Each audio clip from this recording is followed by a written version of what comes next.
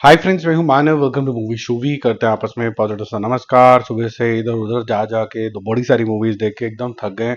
तो इस वीडियो में मैं कहना तो बहुत कुछ चाहता हूं, लेकिन इसको रखेंगे बहुत ही ज्यादा शॉर्ट।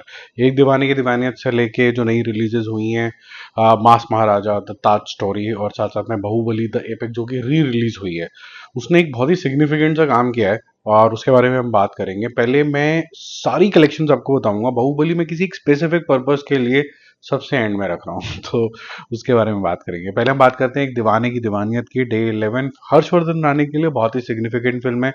और मैंने उसका भी एक रीसेंट इंटरव्यू सुना जिसके अंदर उसने बोला कि मैं इंडिया का टूर कर रहा था पहले, और सबको ये रिक्वेस्ट कर रहा था कि यार इस बारी प्लीज मेरी पिक्चर टाइमली देख लेना, वेट मत कराना। और फिर उसके बाद अब मैं दोबारा से निकला हूँ सबको थैंक यू बोलने के लिए। तो मेरे को ये चीज बहुत अच्छी लगी, दिल को छू गई बिल्कुल। और इस मेरे ख्याल से पोस्ट पे सबसे ज्यादा लाइक आए हैं, बिकॉज एक जेनरसिटी जो होती है वो, मतलब हमेशा ही जो ह्यूमन ब्रेन है ना वो बहुत ही अच्छे तरीके से लेता है। वो एकदम हार्ट को टच करती है, फिर सीधा दिमाग से जाके सीधा यहाँ लगती है। तो डे जो 11 है, 3 करोड़ रुपए करके 66 करोड़ हो गया। वर्ल्ड वाइड टोटल 80 करोड़ हो चुका है। फेंटेस्टिक रन है इसका। थामा की बात करें, डे 11 4 करोड़ है। आयुष्मान खुराना का भी मैंने इंटरव्यू सुना था, उनकी शायद पांचवी शायद पिक्चर है जो 100 करोड़ क्रॉस कर गई है। बहुत अच्छी बात है, बहुत सिग्निफिकेंट होता है किसी भी एक आउटसाइडर के लिए लगातार करना। मैं बस यही चाहूंगा आयुष्मान खुराना को कि अपने आप को इवॉल्व करो। लार्जली आपको लग रहा होगा आप डिफरेंट कॉन्सेप्ट की पिक्चरें कर रहे हो, बट आप एक्चुअली रोल एक तरीके के कर रहे हो। स्टोरी अलग हो सकती है, आपका कैरेक्टराइजेशन सेम होता है, तो स्टोरी अलग हो सकती है, लेकिन आपको किरदार भी अलग तरीके से करने हैं। So try that. अभी ये सक्सेसफुल पिक्चर आ गई है तो बहुत अच्छी बात है। डे 11 4 करोड़ रुपीज, जिससे इसका टोटल हो जाता है 123 plus 4 127 crore. World wide total 175 crore. तो ये मूवी 200 करोड़ तो क्रॉस करेगी करेगी। फैंटास्टिक। मास जो थारा जो डे 1 है, रिस्पेक्टफुली, क्योंकि ये रवि तेजा की फिल्म है, ये फिर भी 7 करोड़ कर जाएगी। ठीक फिल्म है, लेकिन एट द सेम टाइम ये बहुत देखी देखी सी लगती है। ऐसा लगता है कि सब कुछ ही टेम्पलेटेड है, और ये आपने करीबन 300 पिक्चरों में देखा हुआ है, और खुद मास महाराजा की पिक्चरों, रवि तेजा की ही पिक्चरों में ऐसा कुछ देखा हुआ है। बहुत रिफ्लेक्शन आती है देखी देखी पिक्चरों की। So that's a reason it doesn't click with people with that effectiveness. 10 साल पहले आती तो ये इफेक्टिवनेस कंटिन्यूड थी, जब एक के बाद एक हिट हो रही थी तो चल जाती है। द ताज स्टोरी डे 1, बहुत बातें हुई कि भाई लोगों को पता चल गया, सच ये हो गया। इसकी पीआर ही इस तरीके से हुई थी कि लोग तो बस वेट ही कर रहे थे। तो मैंने कहा कि यार बहुत बड़ी आएगी, क्योंकि जब मैं देखने गया था तब 10 लोग थे, कुछ इस तरीके के लोग थे, 7 से 10 लोग। तो उन्होंने बोला कि यार अगर ये हैं, एक्चुअली थोड़े से ज्यादा थे, 12 होंगे शायद, इतना कुछ था। अभी इतनी सारा सुबह से देख रहा हूँ ना, दिमाग में नहीं आ रहा।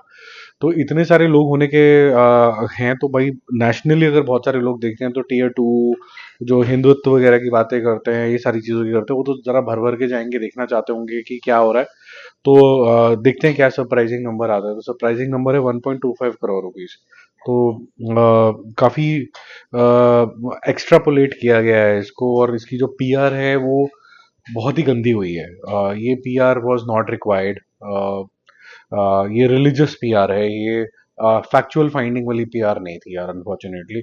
और ये पिक्चर चलेगी भी नहीं, मुझे नहीं लगता ये चलेगी। 1.25 करोड़ है इसका टोटल। अब जो मैंने आपको बोला था कि मैं बाहुबली सबसे एंड में रखूंगा, और Baahubali one of the finest work of Rajamouli है। सबसे फाइनेस्ट जो टॉप मोस्ट पे ईगा लगती है मुझे। ये मैंने जब बाहुबली द एपिक का रिव्यू किया था तब भी मैंने आपको बोला था। तो मुझे ऐसा लगता है कि ये जो फिल्म है, ये काफ़ी सिग्निफिकेंट फिल्म है जो इंडियन सिनेमा को ही दोबारा से रिवाइव करती है। इसका एक बार रिव्यू जरूर सुन लेना, आपको अच्छा लगेगा, आई एम श्योर। इसका जो डे 1 है वो that is 14 crore rupees, re release का 14 करोड़ रुपीज। और आज तक ऐसी कोई भी पिक्चर नहीं है जिसने री रिलीज पे 50 करोड़ रुपए क्रॉस करे।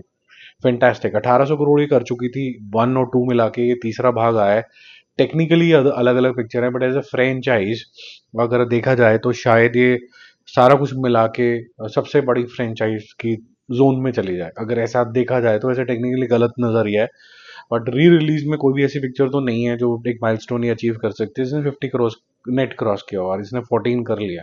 तो बहुत ही जबरदस्त तरीके का इसका रुझान है, और मेरे ख्याल से ये सबको देखनी चाहिए। Telugu people will watch it because they love Prabhas and may be Rajamouli also, but Hindi film industry should watch कि यार ये जो टेम्पलेट है ना, ये हमारे पास था से करीबन 80s में 70s में बचपन से भी था, जब से हिंदी सिनेमा बना है। और ये इस तरीके के इमोशंस और ये सब चीज़ें, ये हमने खुद ही गायब किया है और ये सब रीमेक के चक्करों में पड़ पड़ के। तो इसको प्लीज़ रिवाइव करो, देखो। वो कई बार इंस्पिरेशन की ज़रूरत होती है, कहीं से भी मिल जाए, फेलो इंडियन से मिल जाए, जैसे भी मिल जाए। बाकी हम जल्दी मिलेंगे और रिव्यूज़ और अपडेट के साथ। Bye bye.